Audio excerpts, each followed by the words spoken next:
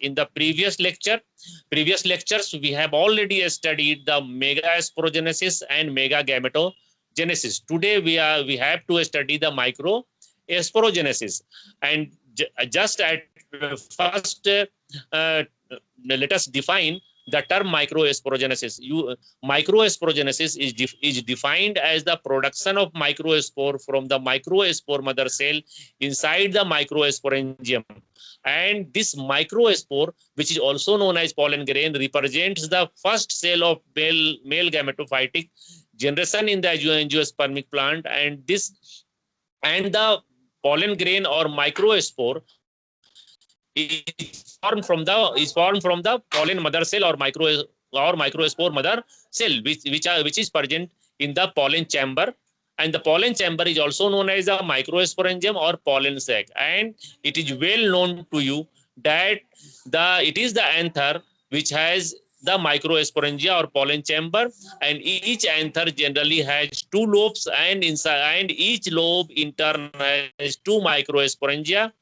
And the microsporangia in this way there are four microsporangia in an anther.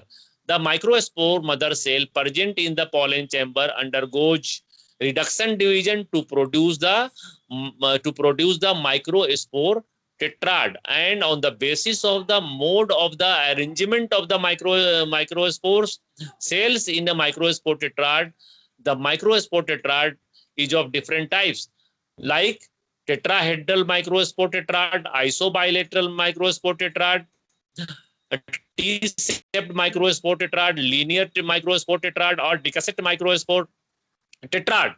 And it is very important to point out the differences between the megasporogenesis and microsporogenesis with respect to the microspore and megaspore. You know that in case of megasporogenesis, there is formation of megaspore tetrad, and out of the 4 megaspore cells present in a megaspore tetrad, the 3 megaspore cells undergoes degeneration, as you have already studied in the previous lecture.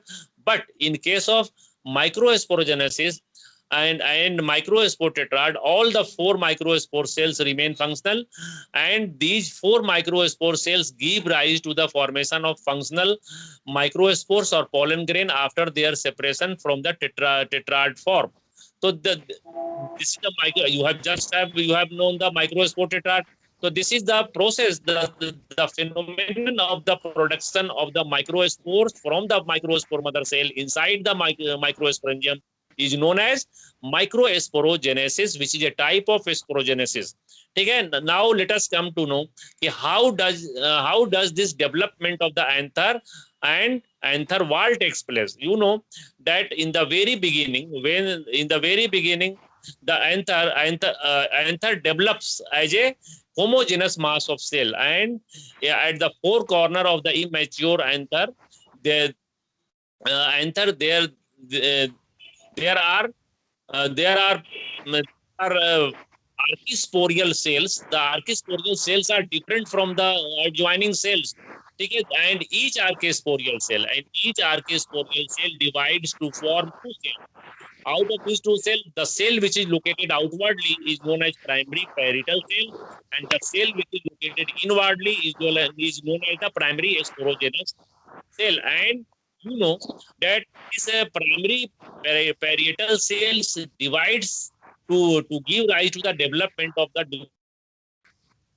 different layers of the anther, whereas the primary sporogenous cell either undergoes division or directly act as the pollen mother cell, and the pollen mother cell in turn undergoes the reduction division to form microspore or pollen grains. And on the other hand, the primary parietal cells divides to form different layers of the anther wall. And you all know that the anther wall includes different layers, and these different layers are the epidermal layer, the endothelial layer, which is also known as the endothecium, and the third layer is called the middle layer, and the fourth layer is called tapetum.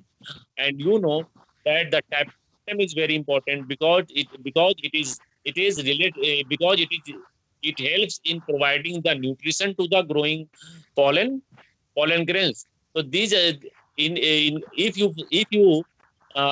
if you cut the transverse section of a mature anther, you will find four chambers in four chambers present in an anther, and these four chambers are the microsporangia, and inside the microsporangia you will find the microspore. So uh, uh, this is the process of the microsporogenesis.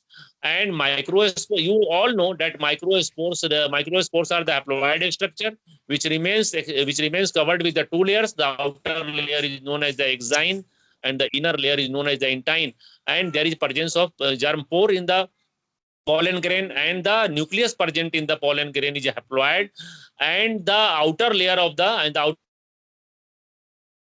pollen grain is which is known as the exine is either smooth or it is sculptured, but the inner layer of the pollen grain is always smooth. The pollen grain on being disseminated or pollinated on the surface of the stigma germinate to produce the pollen tube, and inside the pollen tube carries two male gamete, and the mechanism of the development and the mechanism of the formation of two male gametes in the angiosperm constitute the microgametogenesis, which we will study in the next lecture.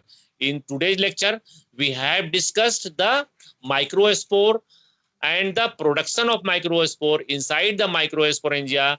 And not only this, I have also dealt with the formation of the anther wall, and we have discussed the different layers of the anther wall: the epidermal layer, the endothelial layer, the endothelium middle layer, and tapetal layer.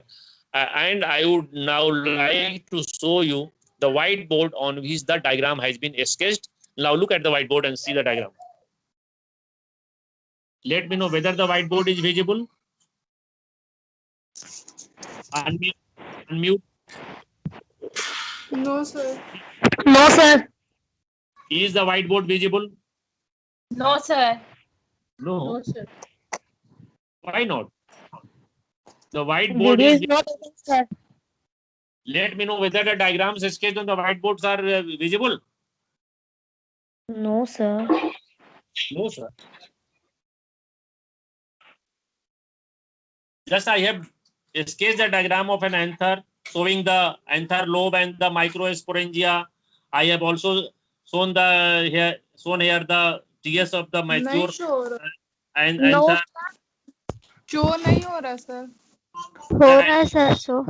Each anther lobe has two microsporangia, and inside the microsporangia, the pollen grains have been shown here. And this is the diagram which shows the development of the anther. And this archisporial cell has also been shown. And this archisporial cell divides to form primary parietal cell and primary sporogenous cell.